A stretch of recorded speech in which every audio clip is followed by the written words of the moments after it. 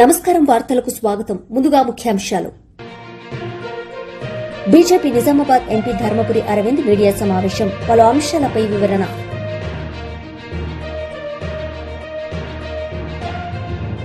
మాజీ మంత్రి అంబటి రాంబాబు మీడియా సమావేశం, పలు అంశాలపై వివరణ.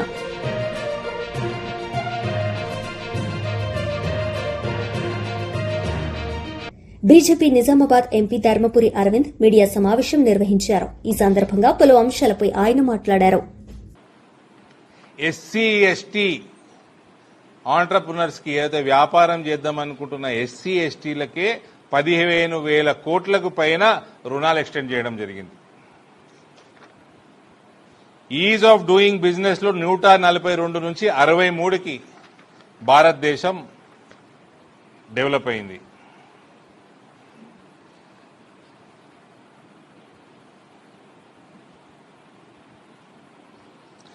డిజిటల్ పేమెంట్స్ లో ప్రపంచంలో అత్యధికం 314 లక్ష కోట్ల రూపాయలు 2025-26 ట్రాన్సాక్షన్స్, 24,162 కోట్ల ట్రాన్సాక్షన్స్ లో 314 లక్ష కోట్ల రూపాయలు ట్రాన్సాక్షన్లు జరిగినాయి. Cost of 1 GB mobile data in 2014 was 250. 2014 250 ఉండే 1 GB డేటా, ఇవాళ ₹10. ప్రపంచంలో మోస్ట్ చీపెస్ట్ డేటా భారతదేశం, కేవలం ₹10 1 జీబీకి.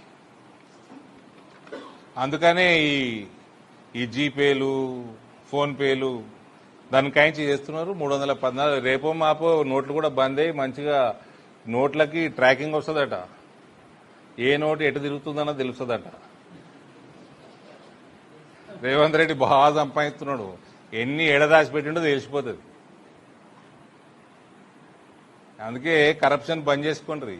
కరప్షన్ కి మోడీ గారు రానున్న కాలంలో, మోదీ గారి పాలనలో కరప్షన్ కి తావు లేదు. పైసలు సంపాదిస్తే ఎడబెట్టుకోవాలో తెలియదు. చిప్ ఉంటుంది ప్రతి దాంట్లో.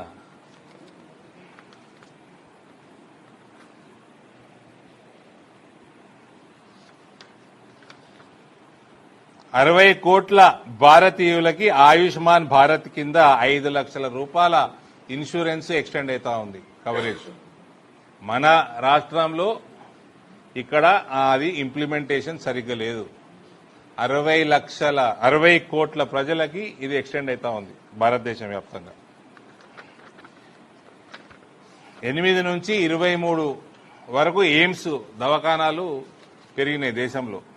ఎంబీబీఎస్ సీట్లు 51,000 నుంచి 130,000 సీట్లకి పెరిగింది.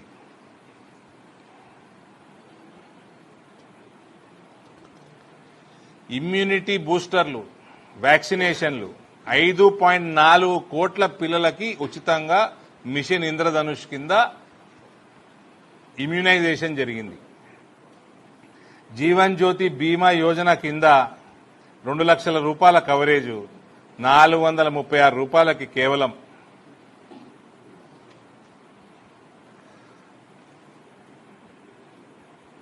అటువంటి స్కీమ్ ని ఆల్మోస్ట్ ప్రతి భారతీయుడికి చేరేటట్టు జరుగుతూ ఉంది కార్యక్రమం. ఉమెన్ లెడ్ డెవలప్మెంట్ 32 crores, ఇంతకుముందు చెప్పినట్టు జన్ధన్ అకౌంట్స్ మహిళలే ఉన్నాయి. 3 కోట్ల లక్పతి దీదీలు, ఆల్రెడీ 3 కోట్ల మహిళలు లక్పతి దీదీలుగా వాళ్ళు అచీవ్ చేసుకున్నారు. 2030 వరకు 6 కోట్ల లక్పతి మహిళలు, 6 కోట్ల మంది లక్పతిలు కావాలన్నది టార్గెట్ భారతదేశ ప్రభుత్వానికి. 91 లక్షల సెల్ఫ్ హెల్ప్ గ్రూపులు, 10 కోట్ల మహిళలకి పైన బెనిఫిట్ జరుగుతూ ఉంది ఈ గ్రూపుల ద్వారా.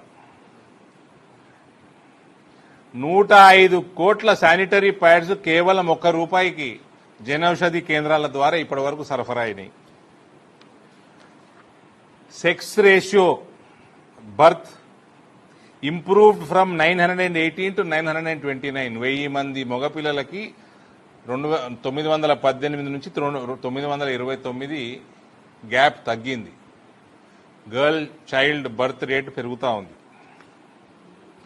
మెటర్నిటీ లీవ్ 12 వారాల నుంచి 26 వారాలుకి పెంచిన ఘనత నరేంద్ర మోడీ గారి ప్రభుత్వంది. లేడీ ఆఫీసర్స్ 3,000 నుంచి 11,000 వరకు మన ఆర్మ్డ్ ఫోర్సెస్ లో పెరిగిన ఘనత మోదీ గారి ప్రభుత్వంలో. ఇన్కమ్ ట్యాక్స్ ఎగ్జెంప్షన్ 2 లక్షల రూపాయలు ఉండే, ఇవాళ 12 లక్షల రూపాయల వరకు ఎగ్జెంప్షన్ ఉంది.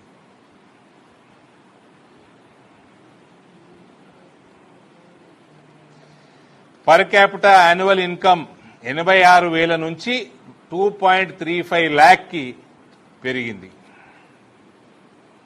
SC, ST, OBC and tribal welfare budget increased from 4,500 crores in 2014-15 to 15,000 crores in 2025-26. 63% beneficiaries of PM Fasal Bima Yojana, 63% Fasal బీమా యోజనలో ఎస్సీ, ఎస్టీ, ఓబీసీ రైతులు. BRS party leader Dasoju Shravan Kumar media సమావేశం నిర్వహించారు. ఈ సందర్భంగా పలు అంశాలపై ఆయన మాట్లాడారు. పాలన చేతగానితనాన్ని, అసమర్థతను కప్పిపుచ్చుకోవాలన్నట్టుగా పిల్లి కళ్ళు మూసుకొని పాలు తాగినట్టుగా రేవంత్ రెడ్డి గారు నిత్యం కేసీఆర్ గారు, కేటీఆర్ గారు జపం చేస్తూ తన పరిపాలన అసమర్థతను కప్పిపుచ్చుకునే ప్రయత్నం చేస్తే ప్రజలకు అర్థం కాదు అని చెప్పని అనుకుంటే ఆయనంత మూర్ఖుడు ఇంకొకటి లేడు. ఆయన ఇవాళ పత్రికా సమావేశం పెట్టి జంట నగరాల ప్రజలకు క్యూర్ పరిధిలోని ప్రజలకు విజ్ఞప్తి చేస్తున్నా అని చెప్పని మాట్లాడిండు. అసలు ఈ ప్యూర్ రేర్ పైన సమగ్రమైనటువంటి ఒక ఆర్థిక సామాజిక అవగాహన రేవంత్ రెడ్డికి లేదు. ప్యూర్ రేర్ అన్నటువంటి అంశాలపైన ఆయనకు లేదు, ఆయన పార్టీలో ఉన్న పెద్ద మనుషులకు లేదు, కేబినెట్ మంత్రులకు లేదు. కనీసం దానిపైన ఒక హేతుబద్ధమైనటువంటి ఒక ఆర్థిక పరమైన చర్చ ఎవరితో కూడా చేసినట్టుగా దాఖలాలు లేవు. కేవలం ఎవరో అడ్వర్టైజింగ్ ఏజెన్సీ ఒక పేర్లు ఇచ్చి ప్యూర్ రేర్ అంటే అది పట్టుకొని రేవంత్ రెడ్డి మాట్లాడుతూ ఉన్నాడు. దానిపైన ఇంకా లోతుగా దమ్ముంటే రేవంత్ రెడ్డి గారు చర్చ చేయాలని చెప్పని కోరుతా ఉన్నాను. అవసరమైతే ఫికీ కావచ్చు, సిఐఏ కావచ్చు, ఇంకా అనేక ఇండస్ట్రియల్ ప్రొఫెషనల్ అసోసియేషన్స్ వాళ్ళతో చర్చ చేద్దాము. దమ్ముంటే రేవంత్ రెడ్డి అని చెప్పి నేను అడుగుతా ఉన్నాను. కేకును కోసినట్టు తెలంగాణను కోసిపడేసి ఒకళ్ళు క్యూరు, వాళ్ళు ప్యూరు, రేర్ అని చెప్పని ఒక చిల్లర పరిపాలనను తన అనుభవ రాహిత్యాన్ని, ఒక విజన్ లేనటువంటి తనాన్ని బయట పెట్టుకుంటూ తెలంగాణను ఆగం చేస్తూ ఉన్నాడు. ముఖ్యమైనటువంటి ఇంకొక విషయం ఏంటంటే ఇవాళ ఆయన మాట్లాడుతూ మెట్రో రైలు గురించి మాట్లాడినారు. మెట్రో రైల్ ఆలస్యానికి కేసీఆర్ గారు కారణము అని చెప్పని మాట్లాడినారు. తెలంగాణ ఉద్యమ కాలంలో జరిగినటువంటి ఒక పరిణామ క్రమం మీ అందరికీ తెలుసు. 2009 తర్వాత రాజశేఖర్ రెడ్డి తర్వాత రోషయ్య తర్వాత కిరణ్ కుమార్ రెడ్డి, ముచ్చటగా ముగ్గురు ముఖ్యమంత్రులను మార్చుకొని పరిపాలన పైన పట్టు లేకుండా ఒక పక్కన పీక్ తెలంగాణ ఉద్యమం జరుగుతూ ఉంది. మీ అసమర్థతతోటి మెట్రో డిలే అయితే దాన్ని కేసీఆర్ గారికి కట్టబెట్టాలనే ప్రయత్నం చేస్తూ ఉన్నారు.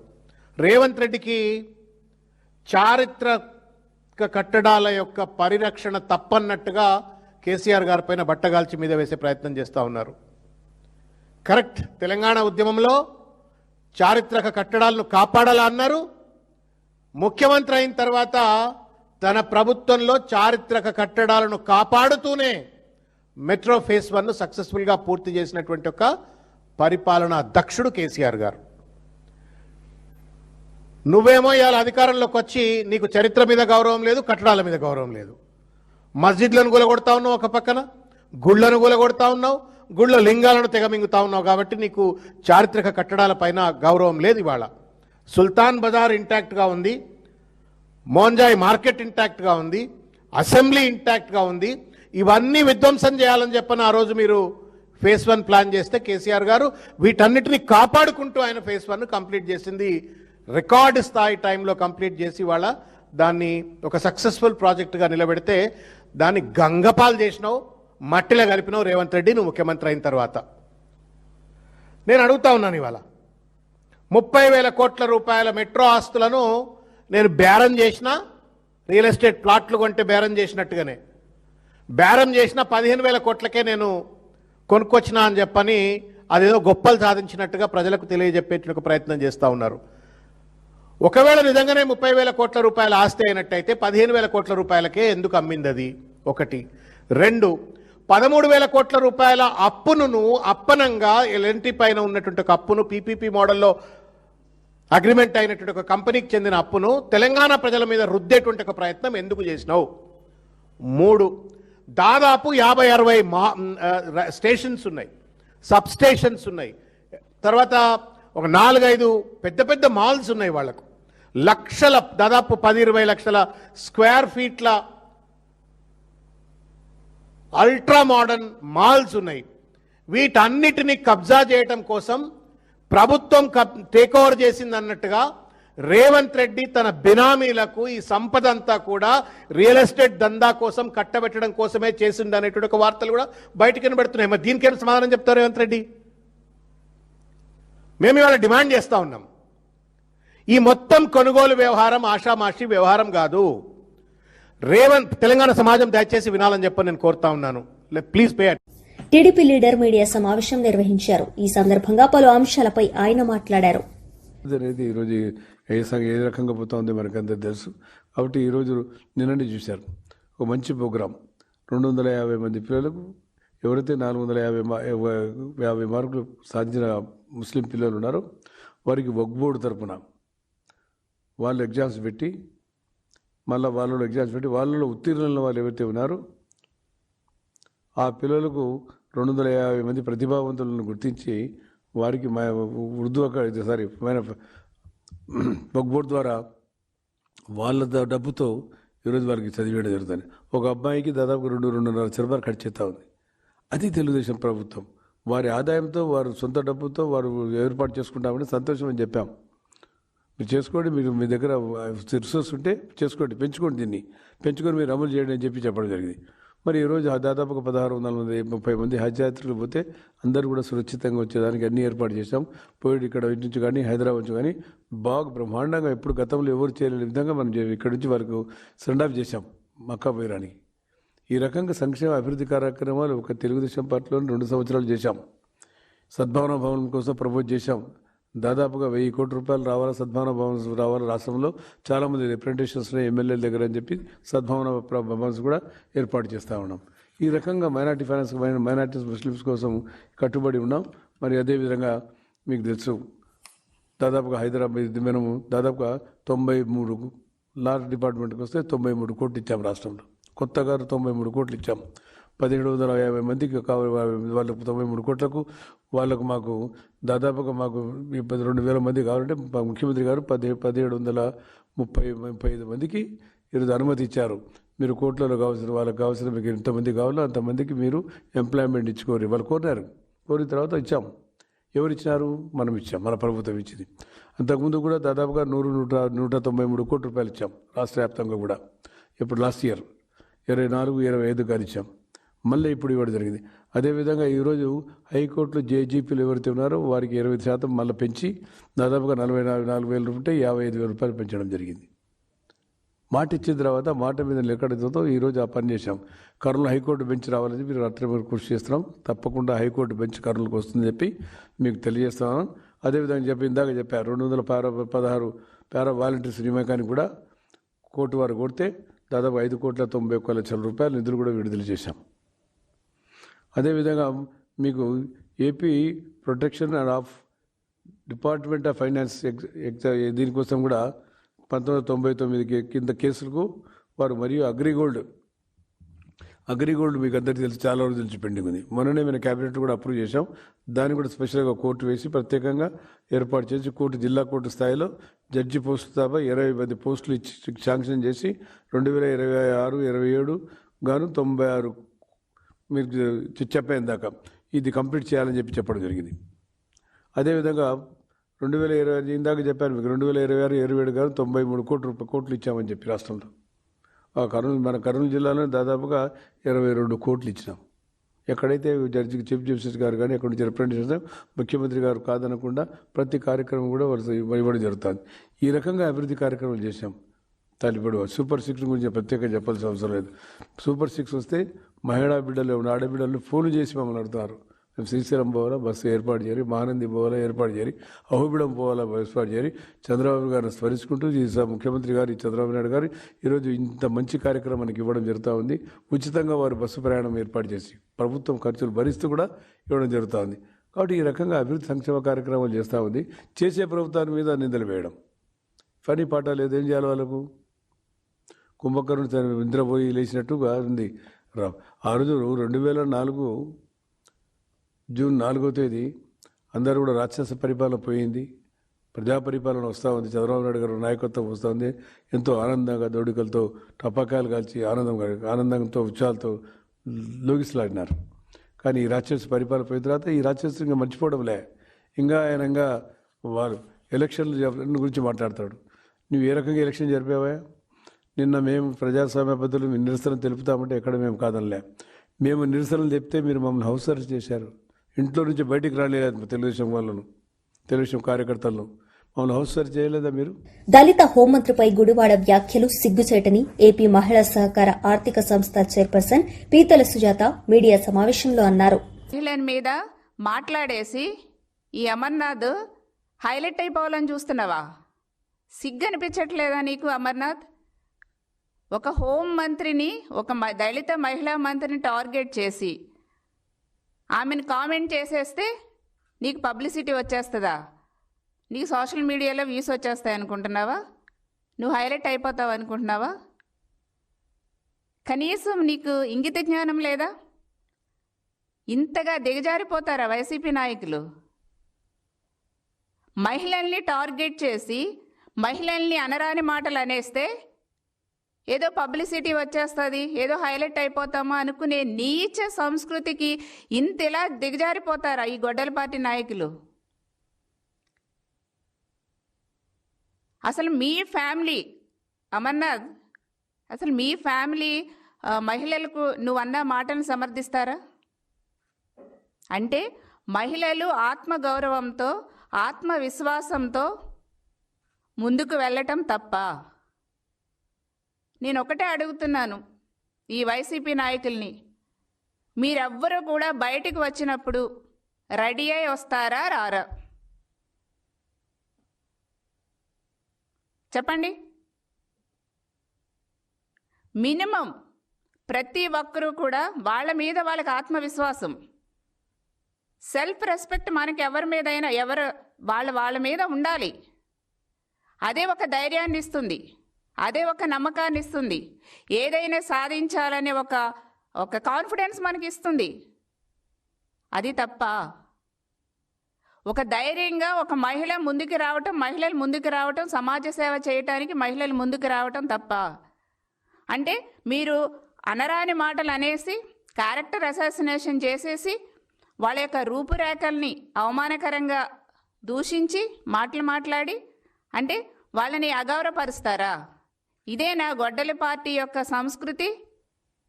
ఇదేనా గొడ్డల పార్టీ యొక్క విధానం? అంటే అమర్నాథ్, మీ ఇంట్లో మీ ఫ్యామిలీ మెంబర్స్, మీ పిల్లలు కానీ, మీ వైఫ్ కానీ, మీ సిబ్లింగ్స్ కానీ ఎవరు కూడా రెడీ అయ్యి బయటికి రారా? ఎలా ఉంటే అలాగ బయటకు వచ్చేస్తారా చెప్పండి? ఒక మహిళల్ని నీట్గా రెడీ అయ్యి వస్తే ఒక మహిళల్ని అలా కించపరచటం కరెక్టా మీకు? అంటే మీ వైసీపీలో మహిళలు ఎవ్వరూ కూడా రెడీ అయ్యి రారా? చెప్పండి ఒకసారి. నేను ప్రజలకు కూడా తెలియజేస్తున్నా, మనం బయటకు వెళుతుంటే మన ఆత్మవిశ్వాసం మనకి కొట్టొచ్చినట్టు కనిపించాలి. అప్పుడే మనం ఏదైనా ఒక పని చేయగలుగుతాం, గట్టిగా ఒక నమ్మకంతో చేయగలుగుతాం, ఒక ధైర్యంగా చేయగలుగుతాం, ఒక ముందడుగు వేస్తాం. అంటే రెడీ అవటం కూడా తప్ప? అంత నీచంగా ఒక దళిత హోంమంత్రిని పట్టుకొని అంత అవమానకరంగా మాట్లాడతావా? ఎవరిచ్చారు ఒక మహిళ మీద అలా మాట్లాడే రైట్ అమర్నాథ్? నీకు ఏ తమాషాలో ఉందా మీకు? వైసీపీ నాయకులకు అందరికీ కూడా టీడీపీ మహిళలంటే అంత లోకుగా కనిపిస్తున్నారా? ఆనాడు నేను మంత్రిగా ఉన్నప్పుడు కూడా మీ సభ్యురాలు రోజా నన్ను కామెంట్ చేసింది, కాలి గోటుకు పనికిరామని. మాజీ మంత్రి అంబటి రాంబాబు మీడియా సమావేశం నిర్వహించారు. ఈ సందర్భంగా పలు అంశాలపై ఆయన మాట్లాడారు. జంగిల్ రాజ్యం అనరా, దుర్మార్గ రాజ్యం అనరా, అన్యాయమైన రాజ్యం అనరా, ఏమంటారు దీన్ని చెప్పమని అడుగుతా ఉన్నా. నారా చంద్రబాబు నాయుడు గారిని, హోంమంత్రి గారిని, రాష్ట్ర ప్రజానీకం దీన్ని ప్రశ్నించాలా వద్దా అని నేను అడుగుతా ఉన్నా. దీంట్లో నాకు అర్థం కాదు. పోలీసులు అంతమంది ఉన్నారుగా, చూడలేదా ఏం జరిగిందో? అర్థం కాలేదా? పోలీసులే బయటికి తీసుకెళ్లారు కదా బట్టపల్లిగా, దానికి కేసు పెట్టరా? మా మీద అయితే కేసులు పెడతారు. మా సభలు జరుగుతుంటే మా సభలను అడ్డుకుంటారు. డిఎస్సి దిష్టి బొమ్మ తగలేస్తే దాన్ని అడ్డుకుంటారు. జగన్మోహన్ రెడ్డి గారి దిష్టి బొమ్మనేమో దగ్గరుండి తగలేస్తారు. వాట్ ఈ దిస్ అని అడుగుతా ఉన్నా. ఇదేనా ఈ రాష్ట్రంలో జరుగుతున్నటువంటి వ్యవహారం? ఎంత దారుణంగా వ్యవహరిస్తుంది. ఎమ్మెల్యేలకు అద్దు అదుపు లేదండి. నాకు ఒక ఆశ్చర్యం వేసింది. ఒక ఎమ్మెల్యే గారంట, మన నియోజకవర్గంలో చికెన్ 140 రూపాయలకు అమ్ముతున్నారు కదా, ఇవాళ నుంచి 150 అన్నా అంట. అందరూ 150 అమ్మారు. ఆ 10 ఎక్కడదే అంటే 150, ఆ 10 ఆయనకి వెళ్ళాలంట. చికెన్ మీద ట్యాక్స్ వేసినటువంటి ఘనత తెలుగుదేశం ఎమ్మెల్యేలకు దక్కుతున్నారు.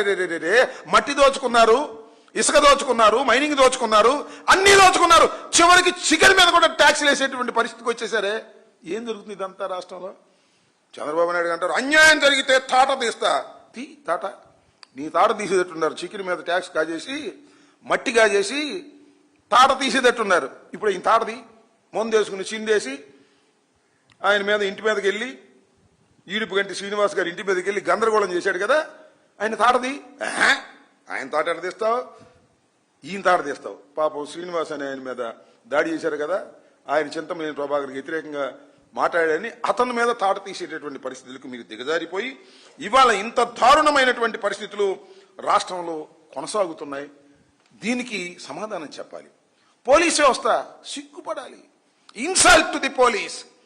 ఇండియన్ పోలీస్, ఆంధ్ర పోలీస్ కాకి బట్టలు వేసుకొని 3 సింహాలు పెట్టుకొని అన్యాయం జరుగుతుంటే అన్యాయం చేసిన వాడికి రక్షణగా ఉండేటటువంటి పరిస్థితిలోకి ఎందుకు దిగజారిపోయారో ఒక్కసారి ఆలోచించుకోవాలని మనం చేస్తున్నాం.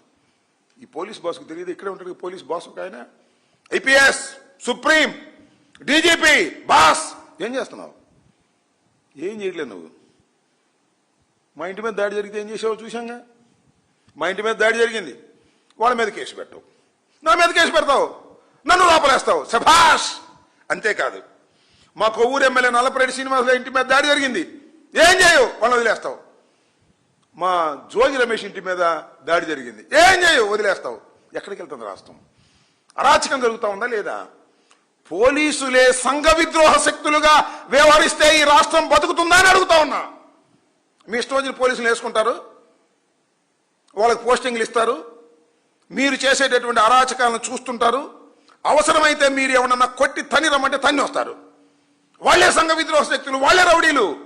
ఇవాళ కొత్తగా రౌడీలు ఎవరు లేరు. కొంతమంది గురించే పోలీసులు అంటుంది, నేను అందరినీ కాదు. చంద్రబాబు నాయుడు గారి ఎమ్మెల్యేలు ఎవరైతే తెచ్చుకుని కూర్చోబెట్టుకున్నారో ఆ సీటుల్లో సిఐల్ని, ఎస్ఐల్ని, వాళ్లే లాఠీ చూపిస్తున్నారు, వాళ్లే డబ్బులు వసూలు చేస్తారు. వైఎస్ఆర్సీపీ లీడర్ సమావేశం నిర్వహించారు. ఈ సందర్భంగా పలు అంశాలపై ఆయన మాట్లాడారు. ఇవి ఎందుకు తగ్గిస్తున్నారు? కొత్త ఉద్యోగం ఎందుకు ఇవ్వట్లేదు? పాత వాటితోనే కంటిన్యూ ఎందుకు కానిస్తున్నారు అనేటువంటిది కూడా కావాలి. ఆ 10,700 బస్సులు, ఈ 10,000 అంటే యాక్చువల్గా 12,500 బస్సులు ఫస్ట్లో ఉన్నాయి, అది 10,700 బస్సులుగా మారిపోయినాయి. అంటే దీని అర్థం ఏంటి? 1,800 బస్సులు తగ్గిపోయినాయి. ఈ తగ్గిపోవడానికి గల కారణాలేంటి? ఎందుకు? ఒక బస్సు తగ్గిపోతే కొత్త బస్సు కొనుక్కోవాలి, ఒక ఉద్యోగం పోతే కొత్త ఉద్యోగం ఇవ్వాలి.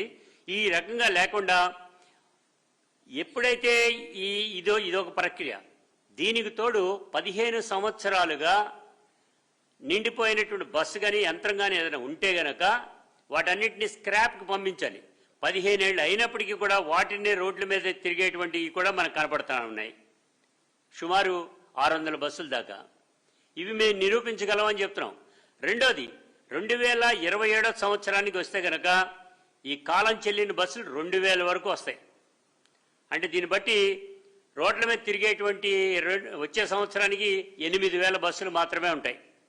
ఈ 8,000 బస్సులకి సంబంధించినంత వరకు కూడా నేను అడుగుతున్నా, మీరు ఇన్ని రకాలుగా తగ్గిపోతున్నా కానీ కూడా చూస్తూ కూర్చుంటున్నారన్నాం. కానీ జగన్మోహన్ రెడ్డి గారి హయాంలో అలా జరగల.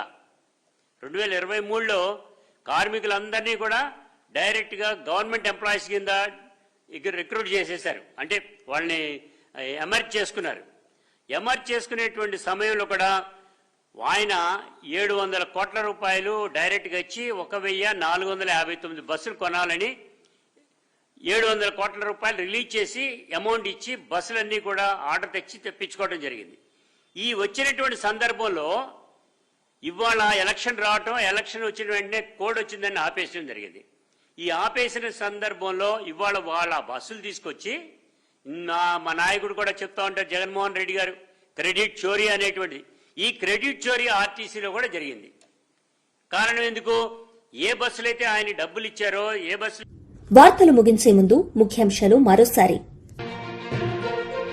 BJP Nizamabad MP Dharmapuri Arvind media సమావేశం, పలు అంశాలపై వివరణ.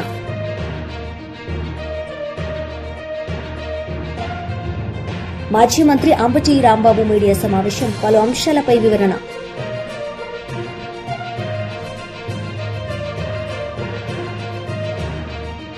ఈ వార్తలు ఇంతటితో సమాప్తం. తిరిగి ప్రసారమయ్యే వార్తల్లో మళ్లీ కలుద్దాం. అంతవరకు సెలవు. నమస్తే.